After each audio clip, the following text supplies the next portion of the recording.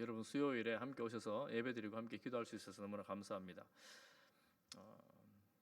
우리가 지금 창세기 말씀을 보면서 제가 참 많이 다시 신앙에 대해서 배우고 또 이 가족들을 보면서 여러 가지를 깨닫기도 합니다. 아이가 태어나서 자라는데 건강하게 태어난 것도 너무나 감사하고 또 잘 자라는 것이 또 얼마나 중요한지 감사한 일 아닙니까? 만약에 건강하게 태어났는데 잘 자라지 않으면 부모에게 걱정이 되죠. 여러분 영적으로도 그런 게 있습니다. 우리가 거듭나서 하나님의 자녀로 태어났는데 신앙이 잘 자라지 못하면 성장이 멈추면 안타깝지요. 저는 모태신앙인데 여러분 모태신앙으로 태어난 사람들에게 성장을 이야기하는 것이 성숙을 이야기하는 것이 영적으로요 좀 쉽지 않습니다. 왜냐하면 이미 태어난 지가 언젠데 모태신앙이니까 어머니 뱃속에서부터 교회 다니는데 신앙적으로 계속 자라나가야 된다고 하는 이 논리는 알아요. 이해를 합니다. 그렇지만 예수 믿은 지가 수십 년이 지났어요. 예배를 들어도 얼마나 많이 들었겠습니까? 설교를 얼마나 많이 들었겠어요? 그런데 계속 자라나가야 된다고 하니 아직도 더 자라나가야 된다고 하니 얼마나 더 자라야 된단 말인가. 우리 알잖아요. 하나님 앞에 서기까지 우리가 자라가야 된다는 사실을 알고 있는데 변화되어 가야 하는데 몸은 장년이고 이제 노년도 되어 가는데 또 계속 자라나가야 된다는 것이 이제 부담이기도 하고 어떻게 자라나가야 될지도 또 고민되기도 합니다. 그렇지만 예수 그리스도의 장성한 분량이 충만한 데까지 자라가라고 주님 말씀하시니 우리는 영적으로 자라나가야 된다는 것은 부정할 수가 없는 사실이죠. 여러분 자라나가야 합니다. 성숙해야 합니다. 여러분 이 말은 미성숙을 전제로 하는 말입니다. 그러니 다 성숙하지 않았기 때문에 더 성숙해져야 된다 이런 의미가 되죠. 그러니 앞으로도 우리가 더 자라나가야 한다라는 것은 변치 않는 사실입니다. 창세기를 보면서 그렇게 자라가는 사람이 있는가 하면 자라가지 않는 사람을 오늘 봅니다. 제가 오늘 두 사람을 비교해 보면서 우리가 어떻게 해야 될지에 대해서 한번 생각해 보는 그런 시간을 가지려고 합니다. 이삭과 오늘 말씀의 제목이 이삭과 에서입니다. 이삭과 에서 아버지와 아들 장남이죠. 이삭은 아들을 축복하는 일에 실패를 합니다. 하나님의 큰 계획 속에서는 실패가 아니지만 이삭 자기 계획으로는 실패를 합니다. 그렇지만 돌이켜 다시 야곱을 축복합니다. 오늘 본문의 말씀이에요. 그렇지만 에서는 축복받는 자리에 있지 못하게 되고 실패를 합니다. 그리고 그가 부모님을 기쁘시게 하는 삶을 살지 않았음을 알고 돌이키려 하지만 돌이키는 일에도 실패를 합니다. 여러분 성숙이라는 것은 영적 성장은 하나님께서 특별하게 우리 삶에 개입하시고 인도하시기도 하지만 하나님께서 우리를 인도하실 때 우리 자신을 돌아보는 일이 굉장히 중요합니다. 우리는 하나님의 절대 주권을 믿는 신앙의 노선을 가지고 있습니다. 그러니 하나님 우리를 절대적인 당신의 주권으로 성장시켜 주시겠지 이렇게 생각하고 던져놓을 게 아니라는 겁니다. 우리는 성장해 나가야 되는데 변화되어져 나가야 되는데 우리 자신을 돌아볼 때에 내가 성장하고 있는지 성숙하고 있는지를 가늠할 수가 있는 좀 이렇게 방법들이 있어요. 오늘 이제 여러분 한번 들어보십시오. 이삭과 에스를 한번 비교해서 보려고 하는데 나는 성장하고 있는지 성숙해 가고 있는지 성숙한다면 어떻게 하는 것이 더한 성숙인지를 좀 보겠습니다. 오늘 본문의 배경은 여러분 잘 아는 이야기입니다. 여러분 잘 아는 이야기를 배경으로 하고 있고 사실은 잘 모르는 이야기를 오늘 본문으로 읽었습니다. 우리가 잘 아는 이야기가 뭐냐면 이삭이 나이가 많아서 이제 죽을 때가 된 줄 알고 아들에게 내가 너를 축복할 테니까 네가 평소 하는 대로 사냥을 해서 사냥한 고기로 내게 맛있는 진미를 별미를 만들어 오라. 내가 그것을 먹고 너에게 마음껏 축복하겠다. 이렇게 이삭은 에스를 불러 비밀리에 말을 합니다. 그런데 비밀리에 하는 말을 누가 듣습니까? 아내 리브가가 들어버렸어요. 듣고는 이 장남에게 축복해야 될 축복이 이 리브가는 싫었어요. 어떻게 합니까? 차남을 불러가지고 야곱을 불러서 네가 복 받아야 된다 그러면서 이제 작전을 꾸밉니다. 아버지를 속이는 작전을 꾸미죠. 뭐 이야기 잘 아시니까 제가 많은 말씀을 드리지 않겠습니다. 그리고 속여서 아버지 앞에 세웁니다. 이미 눈이 먼 아버지, 만져서 아는 아들을 확인할 수밖에 없는 그 아버지 앞에 아들을 세우고 어머니가 이 짐승을 잡아서 급하게 별미를 만들어서 아버지에게 주고, 아버지는 그 모자가 속이는 속임수에 넘어가서 진미를 먹고 에스가 아니라 야곱을 축복해 버리지요. 인류 일대에 사기가 대사기 사건이 일어난 거예요. 이 엄청난 일이 일어난 겁니다. 리브가와 야곱은 이삭을 그렇게 깜짝같이 속입니다. 남편과 아버지를 속입니다. 그럼 누구를 속일 수 없어요? 들판에 나가서 짐승을 잡아가지고 이제 별미를 만들어 온 에스가 만들어서 아버지를 찾아가니까 아버지가 깜짝 놀라면서 말하죠. 아니, 이전에 만들어 온 이 음식을 누가 만들어 온 것이냐. 그제서야 깨닫습니다. 야곱이 전에도 나를 속이더니만 또 나를 속여서 이 복을 대신 받았다고 한탄을 하며 소리를 칩니다. 내가 야곱을 죽여버리겠다. 에스가 마음에 결단을 하며 소리를 쳤습니다. 이삭은 원래 젊어서부터 묵상하는 사람이었습니다. 그리고 온유한 사람이었습니다. 신앙이 굉장히 성숙해 보이는, 다투지 않는 그런 사람이었습니다. 그런데 우리가 이 사건을 전에 보면 이렇게 기록해요. 이삭이 나이가 많아서 눈이 보이지 않는 그런 때가 되었습니다. 그때 일어난 사건이에요. 눈이 보이지 않는 때에 사실은 그의 육신의 눈만 보이지 않는 것이 아니라 영적인 눈까지 어두워진 그런 상황을 이런 축복하는 사건을 통해서 볼 수가 있습니다. 그러니 지금 이 축복 사건은 에서의 분노, 동생을 죽여버리겠다는 에서의 분노, 그리고 이삭의 회환이라고 할 수 있겠죠. 회환. 내가 이렇게 속아 넘어가다니, 내가 이런 실수를 하다니. 그리고 또 리브가 야곱, 엄마와 그 동생 야곱이 그 두려움, 잘하면 잘못하면 이 야곱도 잃어버리겠다, 야곱을 잃어버리겠다는 그 엄마의 두려움, 이런 사건들로 인해서 온 그 가정에 이 불안이 가득한, 평안이 사라진 그런 상황에서 일어난 이 사건이 바로 28장의 이 사건입니다. 여러분, 가정의 평화가 깨져 버렸어요. 사랑도 없어지고 미움이 가득한 상황이고 형제간의 살인을 도모하는 그런 정도의 가정이 깨져버린 상황이 되었습니다. 그때 이삭이 오늘 1절에 보면 야곱을 불러서 축복을 합니다. 지금 이게 굉장히 의미가 있어요. 왜 의미가 있느냐 하면 사실은 이삭은 에서와 야곱이 태중에 있을 때 그들이 다투는 것을 알고 하나님께서 말씀하셨어요. 쌍둥이들이 다투고 있구나. 큰 자가 작은 자를 섬길 것이다. 이 이삭은 이 사실을 알고 있었습니다. 그런데 정작 나이가 들어서는 큰 자를 축복하려고 했던 거지요. 그런데 그 축복이 누구에게 갑니까? 큰 자가 아니라 작은 자에게 축복을 해버린 겁니다. 아마 이삭은 그때 그때 하나님이 내게 그렇게 말씀하셨지, 이 사실을 기억했는지 모르겠어요. 기억했다는 성경 구절은 나오지 않습니다. 그렇지만 기억한 것 같아요. 왜냐하면 이미 축복했는데 오늘 본문에 보면 다시 축복합니다. 또 축복을 해요. 이제서야 의심 없이 진정한 축복을 합니다.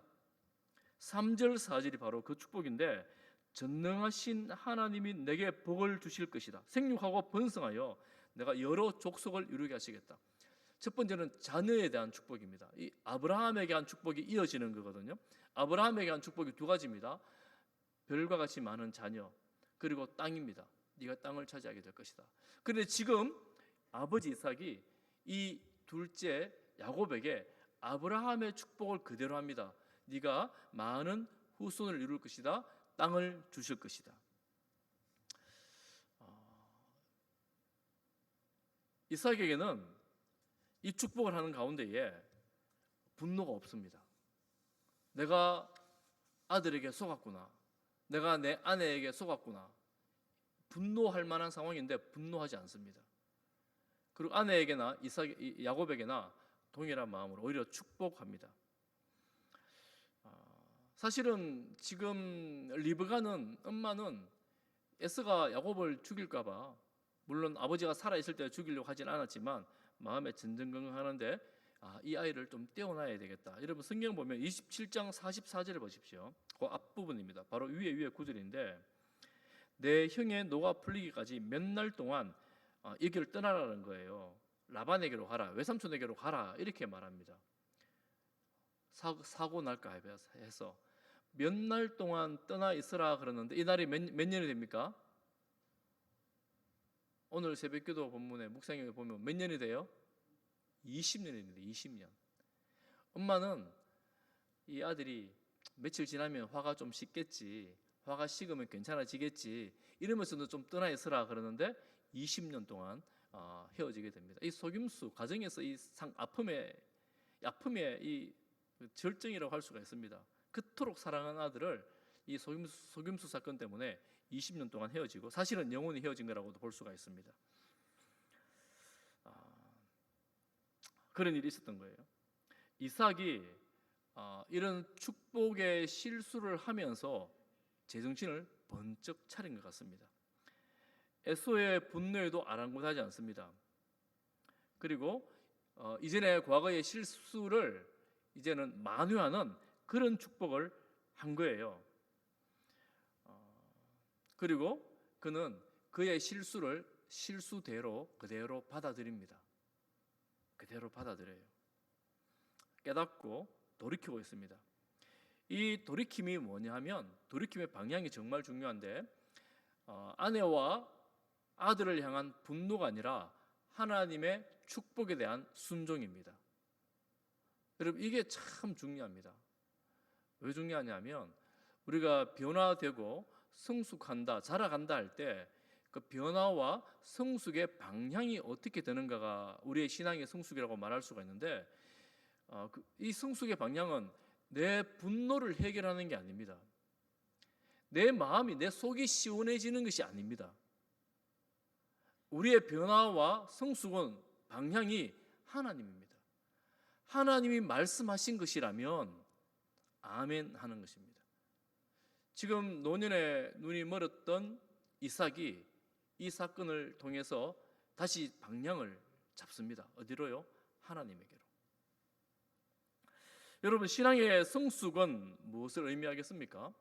신앙의 성숙은 하나님의 뜻을 잘 분별하고 그 분별한 뜻에 내 자신을 드리는 것이라고 말할 수 있습니다.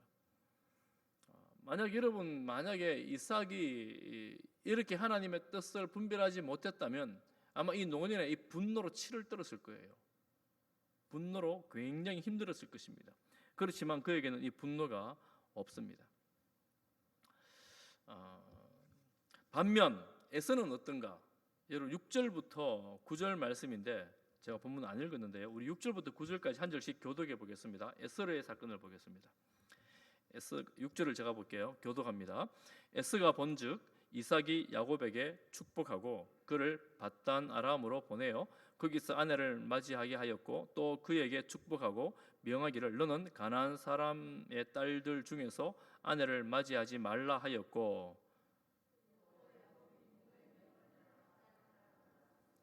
에서가 또 본즉 가나안 사람의 딸들이 그의 아버지 이삭을 기쁘게 하지 못하는지라. 이에 에서가 이스마엘에게 가서 그 본처들 외에 아브라함의 아들 이스마엘의 딸이요 느바요스의 누이인 마할랏을 아내로 맞이하였더라. 에서가 지금 아버지를 다시 봅니다. 아버지를 보니까 에서는 지금 이제 아버지가 돌아가시면 야곱을 죽이려고 계획하고 있었거든요. 그럼 아버지를 보니까 야곱을 다시 불러요. 이미 축복했는데 또 축복하는 거예요. 에서 입장에서는 더 화가 나는 장면이 되죠. 아버지가 에서를 불러서 마음을 다독거려야 되는데 오히려 야곱을 다시 축복합니다. 그리고 그것뿐만 아니라 아내를 맞이하라고, 사실은 리브가가 좀 떼어놓으려는 건데 명분은 그거예요. 너 결혼해야 되니까 너 결혼할 아내를 이곳 가나안 아내들 여자들 말고 고향 땅에 있는 하란에 있는 라반의 딸들에게서 네 아내를 맞이해라. 이렇게 해서 결혼을 위해서 보내는 겁니다. 그리고 이 야곱이 길을 떠났어요. 에스가 부모님을 가만히 보니까 부모님 행동이 영 마음에 들지 않아요. 왜 아버지가 갑자기 또 야곱을 또 축복하는 거지? 또 야곱을 왜 보내버리는 거지? 뭐 이렇게 되는 겁니다. 의아한 겁니다. 그러면서 에스가 깨닫습니다. 무엇을 깨닫냐면 저 야곱은 부모님께 기쁨이 되는 그런 아들이었구나. 반면 나는 전혀 부모님께 인정을 받지 못하고 있구나 하는 사실을 깨닫게 되는 거예요. 에스는 부모님께 인정을 받으려고 과거에 사냥을 얼마나 많이 했겠습니까? 아버지가 자기를 좋아하니까. 그런데 지금 보니까 어머니에게 인정받지 못한 것은 어느 정도 눈치채고 있었는데 오늘 본문에 보면 8절에 보면 아버지 이삭을 기쁘게 하지 못하는지라 아버지로부터도 인정을 받지 못하고 있는 거예요. 여러분 이 사건은 앞장 한 장을 앞에 넘겨보면 에스의 결혼에서 나오는 건데 26장 34절과 35절을 한번 보십시오. 한 장만 넘기면 에스가 40세에 헷 족속 브에리의 딸 유닉과 헷 족속 엘론의 딸 바스맛을 아내로 맞이하였는데 이삭과 리브가의 마음에 근심이 되었더라. 그가 이방 여인을 아내로 맞이했는데 부모님이 제가 저러면 안 되는데 이런 이제 걱정을 하고 있는 거예요. 걱정이 된 겁니다. 오늘 근데 본문 8절에 보면 이 결혼이 그전에 했던 결혼이 아버지 마음에 합당치 않다라는 것을 깨닫게 된 겁니다. 그러니 에스가 내가 부모님을 기쁘시게 해드리고 싶었는데 내가 이게 술을 잘못 놨구나, 내가 잘못한 거구나 이러면서 새로운 결단을 합니다. 내가 결혼 다시 해야 되겠다. 결혼 다시 해야 되겠다. 그러면서 아내를 새로 데려옵니다. 아내를 데려오는데 누구를 데려옵니까? 이어지는 구절에 보니까 이스마엘의 딸을 데려옵니다.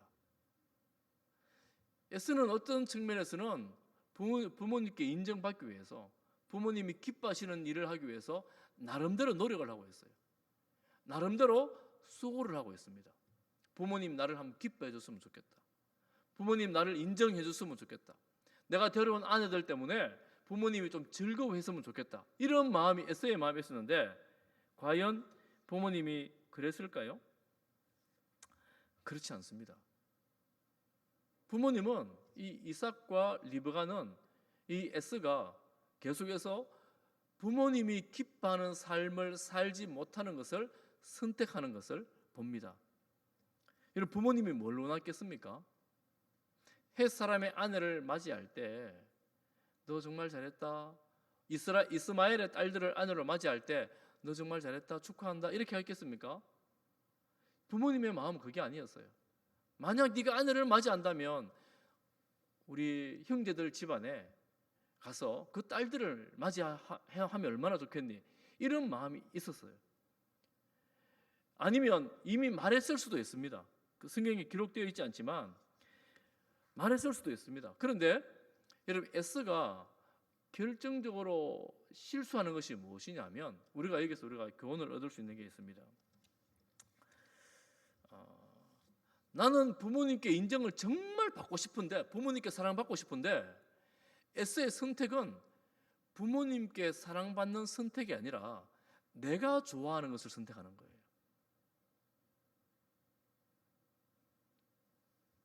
여러분 만약 부모님께 사랑을 받기를 원한다면 뭘 해야 돼요? 어떻게 해야 돼요? 물어봐야죠. 만약 어머니 내가 헷 사람하고 결혼했는데 이 사람들 별로 마음에 들지 않으면 내가 어떻게 할까요? 헤어질까요?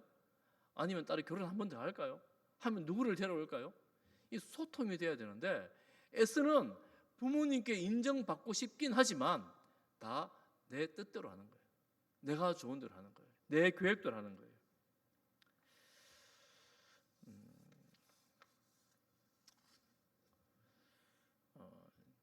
요즘 이 시대를 여러분 보면 제가 참 깨닫는 것 한 가지는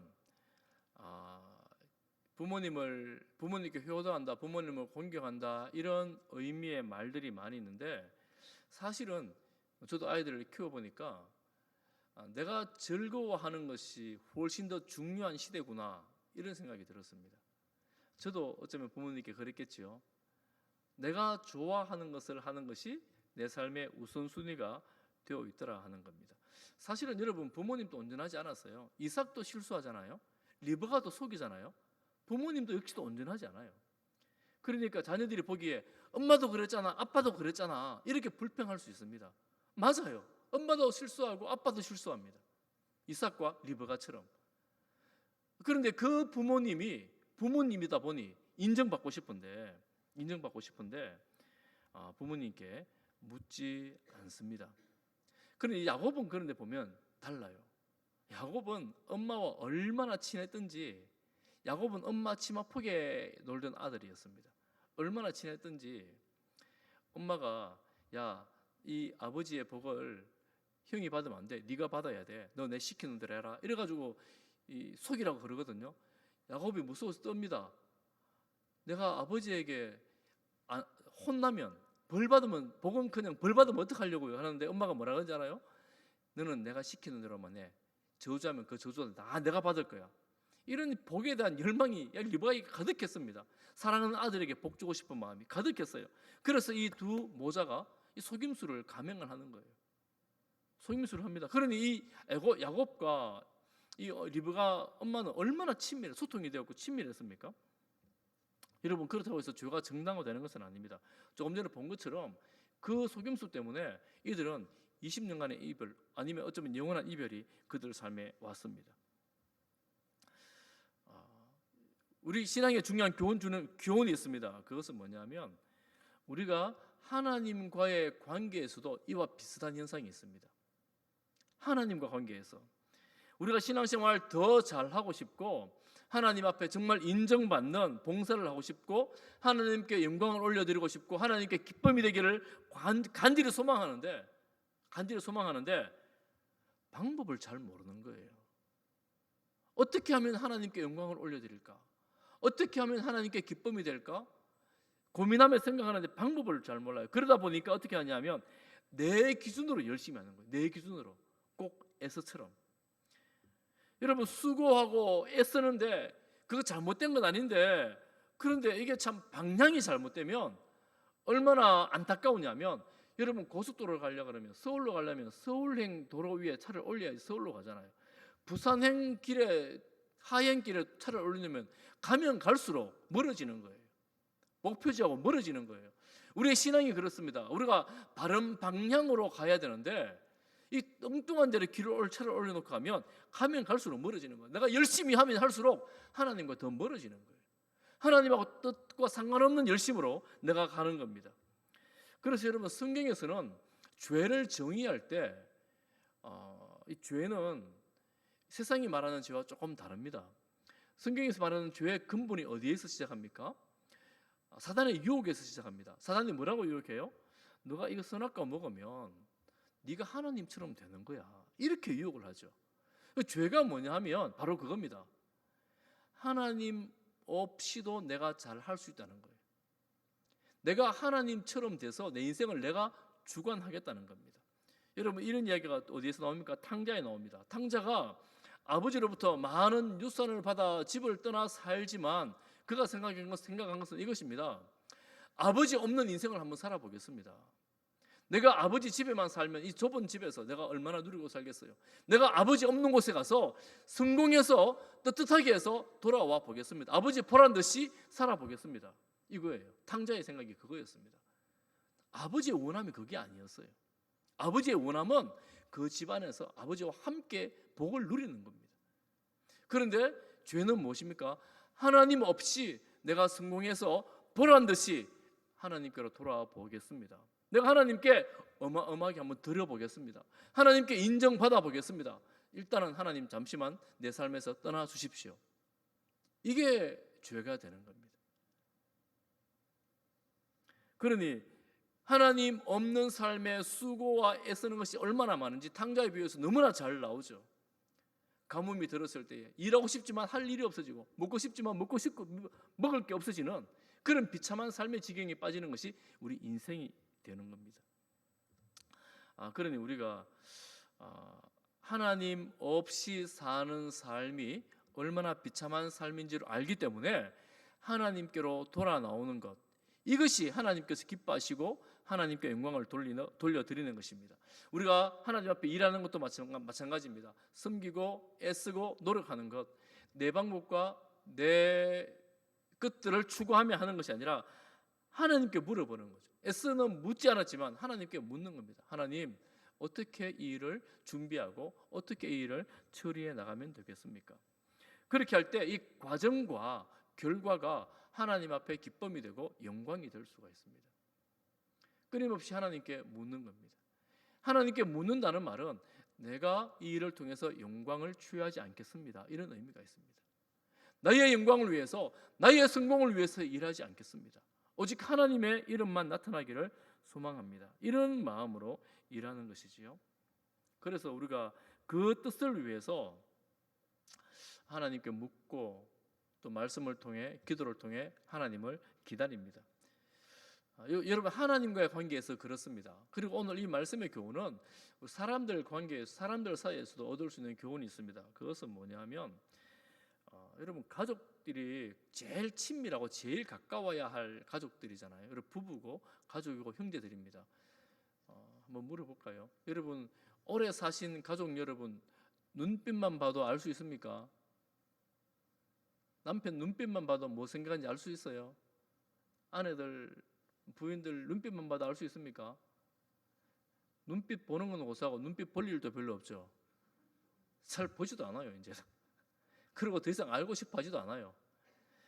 그러면서 이제 나를 왜 이해해 주지 못하냐고, 오래 살면 살수록 도대체 무슨 생각을 하는지는 모르겠어요, 이러면서 우리가 서로에게 지금 이야기하는 게 오늘날 우리 현실이 된 것 같아요. 너무나 안타까운 현실이죠. 그만큼 오래 살았으면 눈빛만 봐도 알아야 되는데, 목소리만 들어도 알아야 되는데 그러지 않습니다. 왜 그럴까요? 소통이 안 되는 거예요. 왜 소통이 안 될까요? 말하지 않으면 안 되죠. 말을 해야 됩니다. 가족 간에 말을 하셔야 돼요. 대화를 하셔야 됩니다. 저도 뭐 만만치 않습니다. 경상도 사나이다 보니 말하는 거 익숙하지 않은데 이야기를 말을 하셔야 돼요. 말을 하셔야 돼요. 그리고 말을 하다 보면 여러분, 의견이 다를 때가 있어요. 이때가 문제예요. 이때가 의견이 다를 때 어떻게 합니까? 저는 이렇게 말씀드리고 싶습니다. 죄가 아닌 이상 들으세요. 제 이 말씀을 듣는 여러분들이 들으시기 바랍니다. 죄가 아닌 이상 들으세요. 뭐 죄 짓는 일을 우리가 기뻐하며 들을 수는 없잖아요. 할 수는 없잖아요. 그렇지만 죄가 아닌 이상 좀 돌아가면 되지, 돈 좀 더 쓰면 되지, 이런 마음으로 그냥 평안하게 가정사 이루어 나가시기를 바랍니다. 돈 조금 아끼려다가 핵전쟁 비슷한 싸움이 나오면 여러 상처만 받고 여러 다치는 사람 많아져요. 그러니까 조금 돌아가고 조금 불편해도 죄가 아닌 이상 들으세요. 그리고 사실은 이때까지 살아온 경험으로 봤을 때 누구 말을 들었을 때 더 유익한 게 많았나 생각해 보면서 유익한 점이 많았던 분의 말을 들으시기를 바랍니다. 이게 지혜로운 거 아니에요? 굉장히 합리적이잖아요. 그러니까 여러분, 그런 지혜를 여러분 하나님 주시기를 바랍니다. 소통이 돼야 돼요. 들어야 됩니다. 아버지와 아들이 소통이 없고 엄마와 아들이 소통이 있으니까 소통하는 엄마하고 아들이 말 소통 안 되는 사람 이겨버리잖아요. 이게 참, 제가 이렇게 해서 합리화하면 안 돼요. 이게 사실은 신학적으로 보면 참 문제가 있는 건데, 하나님은 이런 사건을 통해서도 하나님의 뜻을 이루어 나가시는 분이라는 것을 보여줍니다. 그래서 우리가 하나님의 섭리를 우리가 다 이해할 수 없고 다 알 수 없습니다. 그럼에도 불구하고 하나님은 우리가 보이는 잘 모르겠는 그런 일들을 통해서도 하나님은 여전히 일하고 계십니다. 일하십니다. 그 우리가 한 걸음만 물러나서 그 사건들을 바라볼 때에 우리 마음에 여유가 조금 생깁니다. 물러나지 않고 그 사건 안에 빠져 있으면 에스처럼 돼요. 내가 죽여버리겠다, 이렇게 됩니다. 그런데 한 걸음 물러나 보면 과거의 하나님 약속이 기억나서 이삭처럼 한 걸음 더 성숙으로 나가게 됩니다. 분노가 아니라 성숙으로 나아가게 됩니다. 오늘 우리가 이 말씀을 우리 자신에게 먼저 적용을 좀 했으면 좋겠습니다. 우리 가족에게도 적용을 하고 하나님과의 관계 속에서도 적용을 하면서 여러분, 특별히 여러분 갈등하는 일들이나 결정하기가 힘든 고민하는 일이 있다면 여러분 스스로 혼자서 결정하지 말고 세상의 기준으로 결정하지 말고 하나님께 꼭 물어보십시오. 하나님, 내가 이 일을 어떻게 해결하면 좋겠습니까? 하나님, 하나님의 지혜가 무엇입니까? 깨닫게 해주십시오. 이런 마음으로 성경 보시고 기도하시고, 그리고 여러분 급하게 결정하지 마십시오. 성급하게 하지 마시고 천천히 하나님 앞에 인도를 받아간다, 이런 마음으로 하나님의 뜻을 찾아보시기를 바랍니다. 혹시라도 내가 나의 기쁨 때문에 성급하게 일 처리하다가 실수하는 일이 혹 있어요. 여러분, S가 배고파가지고 팥죽 한 그릇에 장자권을 팔아버리잖아요. 그게 팥죽 한 그릇이 팔릴 겁니까?